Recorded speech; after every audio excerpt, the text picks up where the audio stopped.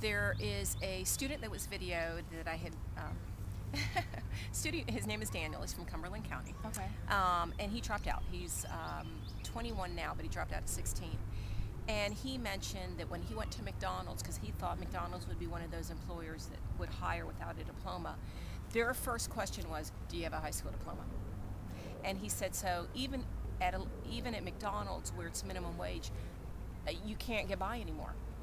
I don't know about construction jobs and other jobs, but employers that in the previously maybe dropping out you could get through, you can't anymore.